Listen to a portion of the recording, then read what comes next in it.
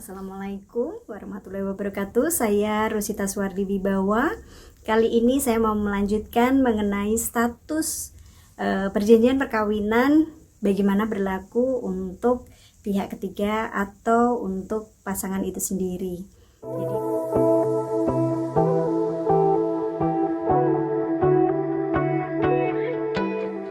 Di part pertama tadi dibahas mengenai bagaimana perjanjian perkawinan urgent bagi pasangan, beberapa kriteria yang bisa teman-teman lihat di video sebelumnya mengenai perjanjian perkawinan sebagai undang-undang bagi suami istri. Untuk bagian kedua ini saya mau membahas mengenai bagaimana perjanjian perkawinan berlaku bagi suami istri itu sendiri atau bagi pihak ketiga, misalnya bank.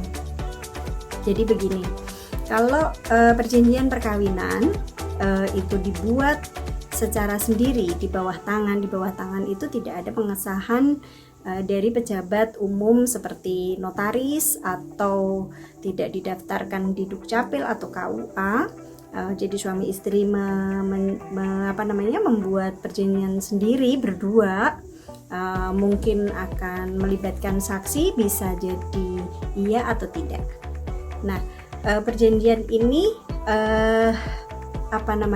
bisa berlaku sebagai pegangan suami istri dalam mengkomunikasikan kebutuhan masing-masing, sehingga kebutuhan suami atas komitmen-komitmen itu dituangkan di dalam perjanjian tersebut, kebutuhan istri akan komitmen-komitmen dituangkan dalam perjanjian tersebut, sehingga para pihak yaitu suami dan istri ini bisa kemudian membuat komitmen-komitmen bersama yang disepakati bersama.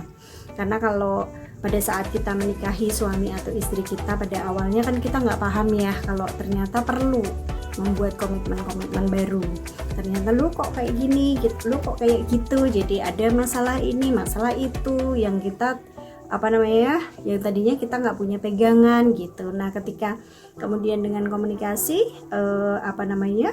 suami istri bisa membuat komitmen baru.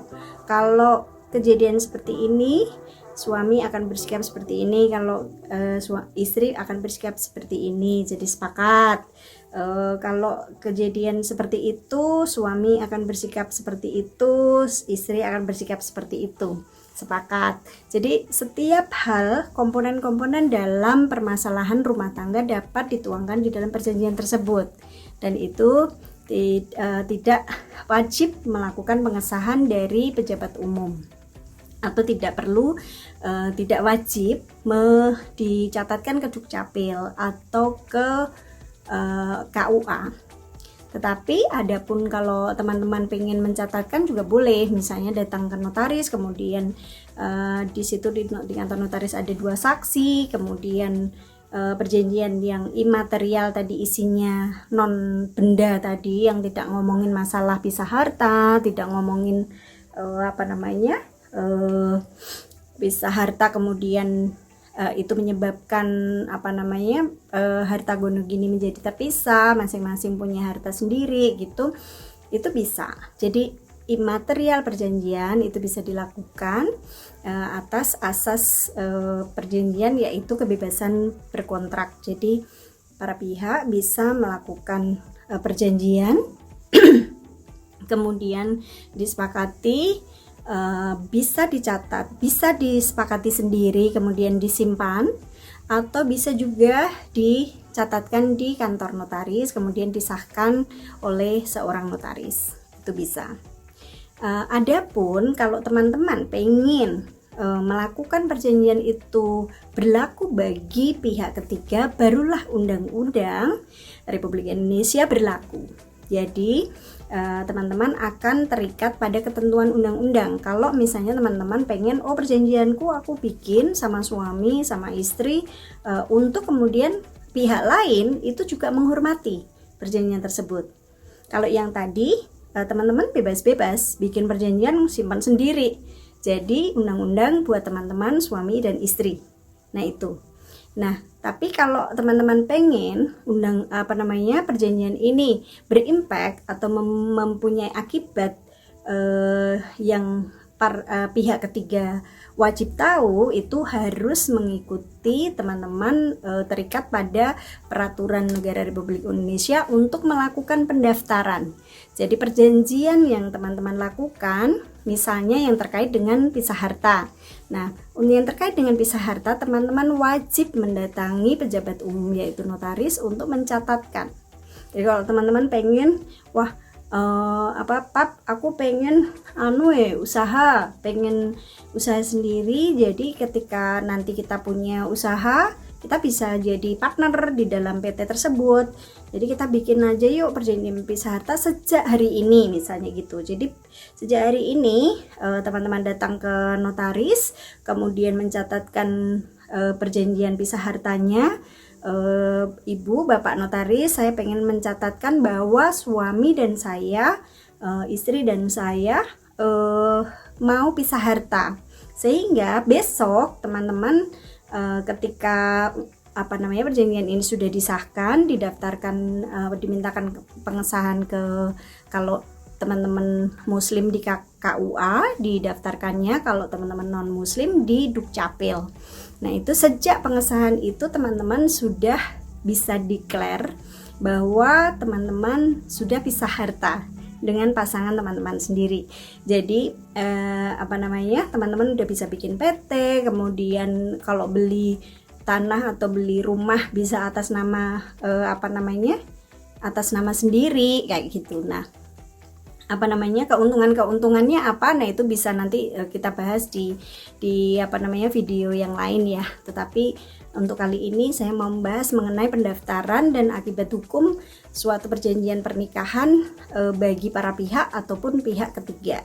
Nah, itu tadi ya, saya wrap up bahwa kalau perjanjian itu sama teman-teman dibikin berdua saja, kemudian tidak wajib didaftarkan di notaris, tetapi juga boleh didaftarkan. Jadi tidak wajib itu tidak dilarang, tetapi tidak ada perintah dari Undang-Undang Republik Indonesia untuk melakukannya.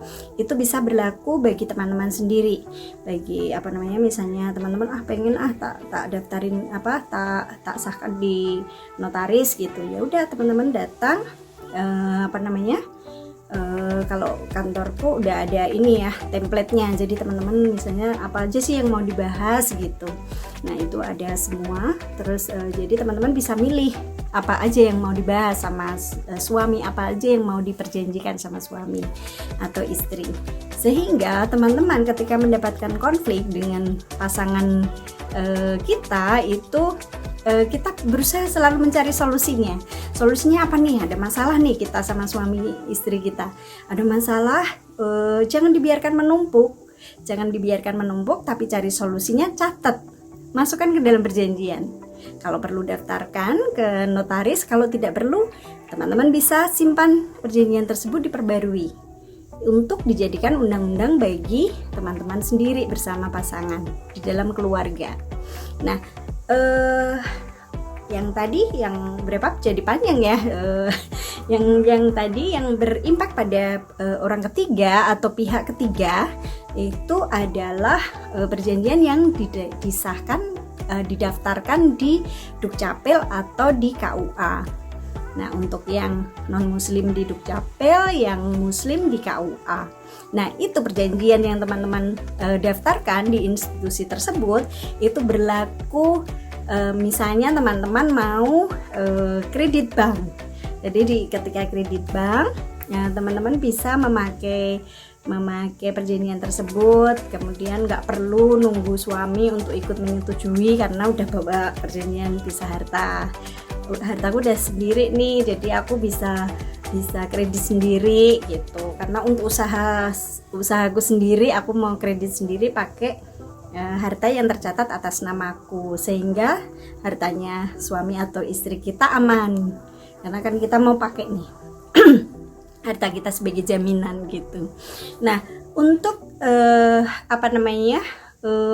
impact yang lain atau akibat yang lain dari pendaftaran yang kemudian berakibat pada pihak lain adalah ketika teman-teman sudah memiliki perjanjian pisah harta, kemudian teman-teman mau jual tanah atau bangunan.